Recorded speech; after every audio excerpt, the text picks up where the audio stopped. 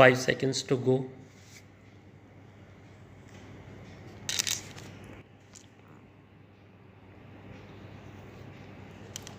Start. Madam Speaker, my government is committed for the welfare of farmers. For decades, country's agriculture policy and program had remained production centric. We have sought to effect a paradigm shift. Honorable Prime Minister gave a clarion call to double farmers' income by 2022 when India celebrates its 75th year of independence.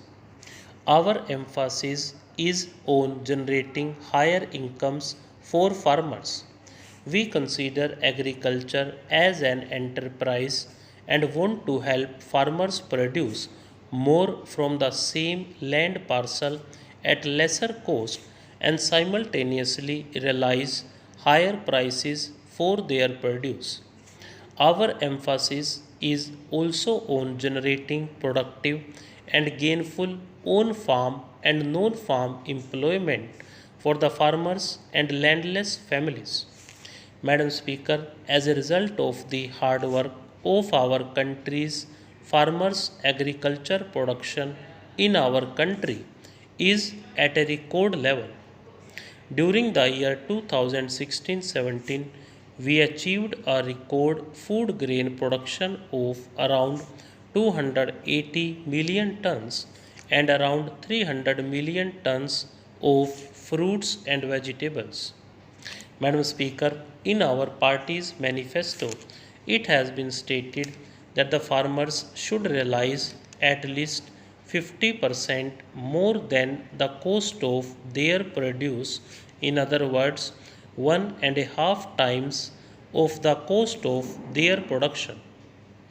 Government have been very much sensitive to these resolutions and it has declared minimum support price for the majority of rabi crops at least at 1.5 times the cost involved.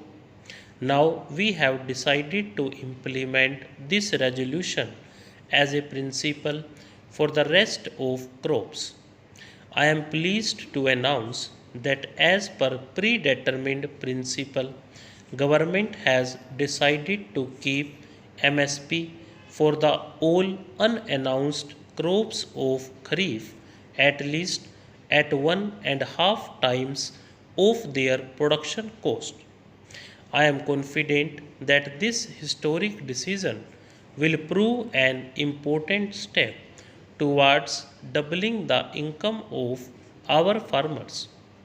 Our government works with the holistic approach of solving any issue rather than in fragments. Increasing MSP is not adequate and it is more important that farmers should get full benefit of the announced MSP. For this, it is essential that if price of the agriculture produce market is less than MSP, then in that case, government should purchase either at MSP or work in a manner to provide MSP for the farmers through some other mechanism.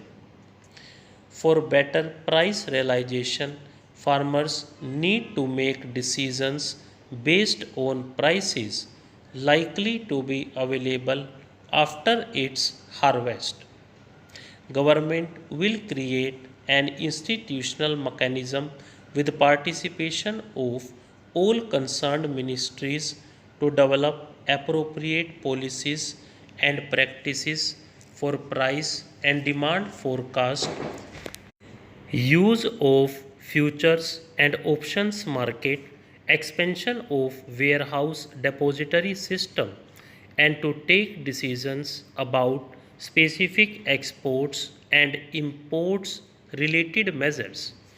Madam Speaker, last year I had announced strengthening of e-NAM and to expand coverage of e-NAM to 600 APMCs 470 APMCs have been connected to eNAM network and rest will be connected by March 2018.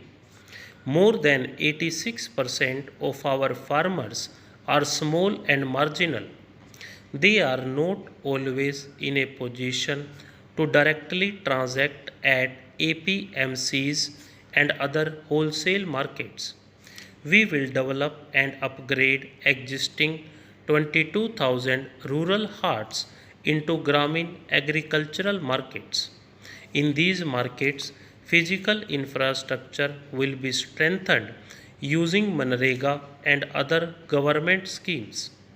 These markets electronically linked to eNAM and exempted from regulations of APMCs will provide farmers facility to make direct sale to consumers and bulk purchasers. Task of connecting all eligible habitations with an all-weather road has been substantially completed with the target date brought forward to March 2019 from March 2022.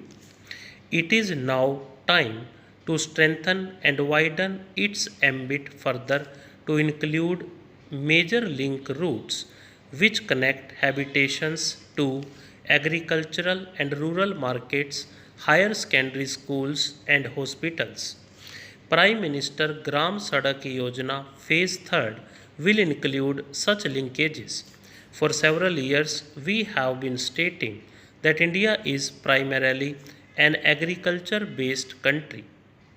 As India is primarily an agriculture based country, as India is primarily an agriculture based country, our districts can specialize in some or other agricultural produce and be known for it. But special attention is lacking in this regard. There is a need to develop cluster based model in a scientific manner for identified agriculture produces in our districts in the same manner as we have developed model for industrial sector. Cultivation of horticulture crops in clusters being advantages of scales of operations and can spur establishment of entire chain from production to marketing besides giving recognition to the districts for specific crops. The Ministry of Agriculture and Farmers Welfare will reorient its ongoing schemes and promote cluster based development of agri commodities and regions in partnership with the Ministries of Food Processing, Commerce, and other allied ministries. Our government has promoted organic farming in a big way. Organic farming by farmer producer organizations and village producers organizations in large clusters, preferably of 1000 hectares each, will be encouraged. Stop.